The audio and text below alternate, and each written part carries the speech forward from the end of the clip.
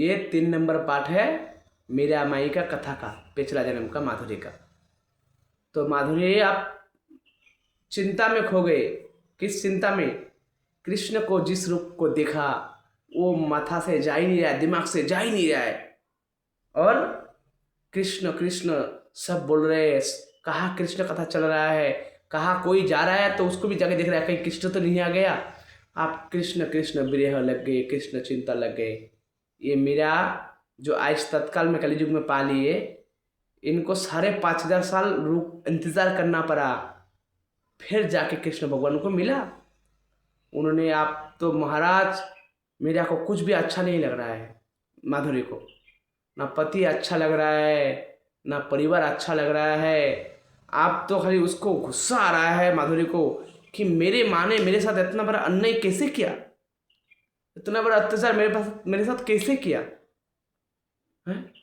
जिस कृष्ण को देखने मात्र से इतना सुख परम आनंद मिल रहा है परमेश्वर है, उससे देखने के लिए मना कर दिया मेरे माँ ने, उससे अपना चेहरा देखने से मना कर दिया। उसके बारे में इतना झूठा झूठा इल्जाम लगाया है, चोर है, बस्ता चुराता है, मक्खन चुराता है, छलिया है, कपटी है, हाँ लुच्चा लफंगा है, उसके बारे में सुनाया, जिसको देखने पर तीनों लोग उनके मोह में पड़ जाए, उनके अधीन हो जाए। हाँ, अब माधुरी को तो बड़ा गुस्सा आया। अपने माई के गए, जाके पूरा अपना माँ को जितना तरह का लड़कियों का गाली है वो सब गाली देके बोला, तुम माँ होने का लायक ही नहीं हो, काबिल नहीं हो। आज से मैं तुम्हारा बेटी नहीं हूँ, तुमने मेरा माँ नहीं हो, तुमने मेरे जीवन का सत्यानाश कर दिया माँ। कोई भगवान से भी भला किसी को दूर करता है? हाँ? आज तुम्हारा गर्भ में मुझे जन्म दे दिया तो तुम अपने आप को भगवान समझने लगे।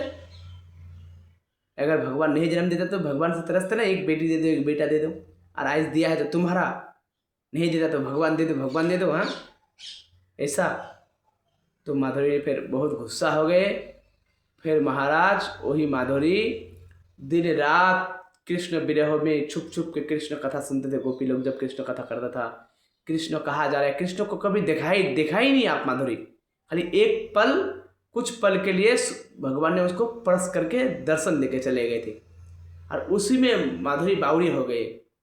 और उसी समय तो माधुरी पुकारना चालू कर दिए, गोविंद मेरो है, गोपाल मेरो है, श्री बाके बिहारी नंदलाल मेरो है। माधुरी तो पहले से ही पुकारना चालू कर दिया था मीरा माई ने। और पुकारते पुकारते आप दिन रात कृष्ण चिंता। लेकिन एक दिन अचानक से क्या घटना घटा महाराज, आप लोगों ने सुना है, शॉर्टकट में बता देता हूँ। एक कथा, इंद्र पूजा करने के लिए कौन, पूरा ब्रिजवासी तैयारी कर रहा था। एक दिन सुबह सुबह भगवान श्री कृष्ण उठे नींद से, आँख मोलते मोलते क्या देख रहे हैं, आज जसोदा मैया मेरे को उठा भी नहीं रहे, मेरे लिए प्रसाद भी नहीं बना रहा है, मेरे के लिए माखन भी नहीं निकल रहा है। और इसका कारण ये है कि कृष्ण को उठा देगा तो 1000 तरह का सवाल करेगा, घूमेगा फिरेगा, जसोदा मैया को प्रसाद में डिस्टर्ब होता है। इसलिए सोच रहा है आज सो जाने दो। तो जैसे उठ के देखे कि आज 56 भोग बन रहा है और नया वस्त्र पहना है सब, और एक दो नहीं, सबको ऐसा ही दिखाई दे रहा है। तो जसोदा मैया को पूछा, मैया मैया ये क्या हो रहा है, क्या हो रहा है?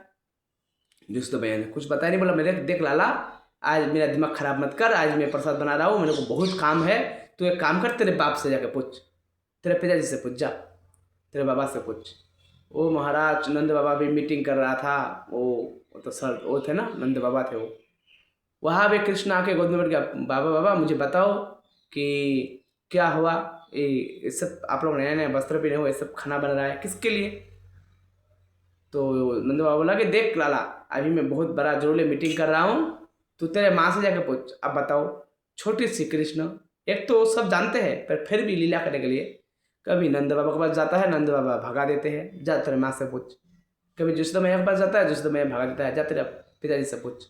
ऐसे करते करते 2-4 बार भागा, फिर कृष्ण भगवान क्रोधित हो गए।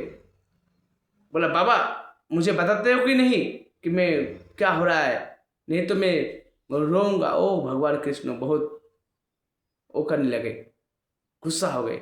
जिस नंद बाबा ने बोला ठीक है इधर इधर बताता हूँ। बोला हाँ बोलो। बोला देख लाला, आज भगवान इंद्र का पूजा है, हर साल में हमारा पूर्वज करते आए हैं, हम भी करेंगे, इंद्र का पूजा है। बोला अच्छा बाबा, इंद्र का पूजा है, ये तो बात समझ में आया, ये देवताओं का पूजा होना चाहिए, गलत बात नहीं है। पर इंद्र भगवान है, ये क्या है, ये कहाँ लिखा है? बोला ये तो मुझे नहीं पता, पर इंद्र भगवान है। बोला अच्छा, इंद्र भगवान है तो क्या करता है? इंद्र सृष्टि करता है? बोला नहीं। वो ब्रह्मांड बनाता है? बोला नहीं। वो पृथ्वी बनाता है? बोला नहीं। वो ब्रह्मदेव को जन्म देता है? बोला नहीं।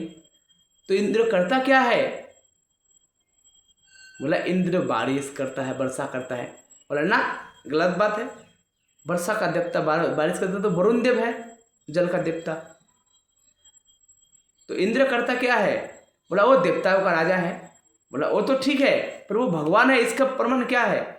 बोला लाला उतना तो पता ना है। बोला जब जो चीज़ पता ही नहीं उसी चीज़ को आग बन करके कर रहे हैं। मैं तो कहूँ बाबा इंद्र का पूजा छोड़ो, जाए बाहर में। बोला ना बेटा लाला ऐसा बात मत बोल, इंद्र सुनेगा तो रुष्ट हो जाएगा, नाराज हो जाएगा, तो फिर क्या होगा? बोला हम सबको मार देगा। बोलेगा अच्छा, तो आप ऐसे भगवान को पूजा करते हो कि एक बार पूजा ना करो तो वो तुम्हें मार देगा? देखो देवी देवता का पूजा में भगवान कृष्ण का भक्ति में कितना अंतर है, हरि के भक्ति में। आप देवी देवता का पूजा पाठ करो, विधि से करो, अगर चूक हो जाता है, गलती हो जाता है तो वो आपको फिर दंड देगा, शास्ति देता है। और अगर नहीं भी गलती हुआ, टूटी हुआ और बहुत अच्छे से भक्ति भी जीवन भर कर लिए, तब भी तुम्हें क्या सांसारिक हर वस्तु तो मिल सकते हैं जो आपको चाहिए, घर बारी पत्नी बच्चा सब कुछ तो मिल सकते हैं, पर 28 नरक से ना मुक्ति मिल सकते हैं, ना 84 लाख जोनि में से मुक्ति मिल सकते हैं, ना 1% पाप तुम्हारा कम हो सकता है। तो देवी देवता का पास इतना पावर नहीं है कि तुम्हें इस तीनों से मुझे से मुक्ति कर सके। मुक्ति तो सिर्फ भगवान कृष्ण दे सकते हैं, हरि का कोई भी अवतार दे सकते हैं। तो महाराज उन्होंने बोला नंद बाबा ने कि बोलो तो क्या करना है फिर? बोला इंद्र पूजा छोड़ो, गए बाहर में आप लोग गिरिराज गोवर्धन का पूजा करो। बोला क्यों? बोला बाबा हमारा 9 लाख गैया गोवर्धन पे चराने जाए, गोवर्धन का घास खावे, वही घास खा के गैया दूध देवे, वही दूध से हम मक्खन, वो मट्ठा, दही ये सब बना के बेचे, है ना? तो गोवर्धन भगवान है, उसको पूजा करो। तो उसका जो वहाँ पे जो संत लोग बैठे थे वो लोगों ने बात को सुना। देखो वृद्धव्यास लोग भगवान का बात मान लेता था, तो भगवान ने जब जिद किया तो सब ने भाई बोला चलो ठीक है। भगवान ने बोला, वो नंद का छोरा ने बोला तो कुछ अच्छा होगा। अंदर से सब जानते थे भगवान कृष्ण भगवान है, पर बाहर से कोई मानने को तैयार नहीं है। क्यों? कोई बेटा मना है, कोई भाई, कोई मित्र, कोई दोस्त है, कोई किसी के साथ झगड़ा भी हो जाता है, कृष्ण भगवान का धक्का मुक्की भी हो जाता है। तो उसके बाद कृष्ण हार जाते हैं, पर ब्रिज में किसी से किसी भी लड़ाई में कृष्ण हार जाते हैं, प्रेम से लड़ते हैं ना, प्रेम के सामने भगवान हार जाता है। फिर महाराज सब लोगों ने आया इंद्र पूजा कर, वो इंद्र पूजा छोड़ के गोवर्धन पूजा करने। गोवर्धन पूजा किए, इंद्र ने कैलेंडर देखा, भाई मेरा पूजा तो आज का दिन है, कोई पूजा क्यों नहीं कर रहा है? बोला देखो नंद का छोरा ने बोला है कि गोवर्धन पूजा करने के लिए। बोला अच्छा मेरा पूजा बंद करेगा? बोला हाँ। बोला जाओ, वो महाराज कौन था, समंतक मन ऐसा नाम का कोई था, वो उसको बुलाए, बोला पूरा वर्षा करो, पूरा बारिश तारिश 7 दिन लगातार भयंकर आंधी तूफान बारिश चल रहा था। और वहाँ पे भगवान श्री कृष्ण मुरली बजा रहे थे और किसी को कोई दुख नहीं, पीड़ा नहीं, सब भगवान के पास शरण में गए। भगवान श्री कृष्ण ने गोवर्धन को अंगुली पे उठाया और सबको, गाया, घर बार सबको, दोस्त मित्र सबको अपना उसमें गोवर्धन पर्वत के नीचे रख के बस 7 दिन लोग संकीर्तन कर रहे हैं, नाच रहे, गा रहे, झूम रहे, किसी को ना भूख लग रहा है ना प्यास लग रहा है, ऐसा करके। वहाँ कोई अगस्त ऋषि भी था जिन्होंने, कथा तो बहुत बड़ा है, द्वापर युग में सीता मैया ने भंडारा दिया था, खाना तो बहुत खा लिए पर पानी नहीं पिया था, पानी वही पिया जो अभी 7 दिन तक भागवत वो बारिश हो रहा था। फिर महाराज गोवर्धन जब उठाए तो वहाँ पे कौन था, मुजबुरी में का नाम है महात्मा गांधी, ऐसा कहावत नहीं है? तो ऐसे तो कभी कृष्ण का दर्शन माधुर्य को मिला नहीं, कृष्ण से मिला नहीं। आज ऐसा टाइम आ गया कि समस्त ब्रिजवासी उस गोवर्धन पर्वत के नीचे आ गए और वहाँ माधुरी ने कृष्ण भगवान को देखा। कैसे देखा? एक उंगली पे पकड़ के रखा है, एक नाखून सुंदर सा, एक उंगली सुंदर सा, और माधुरी के आंखों में जैसे पानी का नलका चलाते हैं ना, पानी टप टप करके गिरते हैं, वैसे आंसू गिर रहे हैं और ठीक से देख नहीं पा रहा है, पर अच्छा अच्छा देख रहे हैं कि ये कृष्ण वही है जो मुझे उस दिन दिखाई दिया, ये कृष्ण ही है। सखी लोगों से पूछा ये कौन है? बोला तुम्हें दिखाई नहीं दे रहा, देख लो।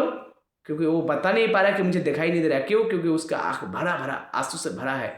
वो सुन रहे, बोला ये कृष्ण है जिसको तू देखना नहीं चाहता है, ये वही कृष्ण है जिसका नाम भी तो सुनना नहीं चाहता है।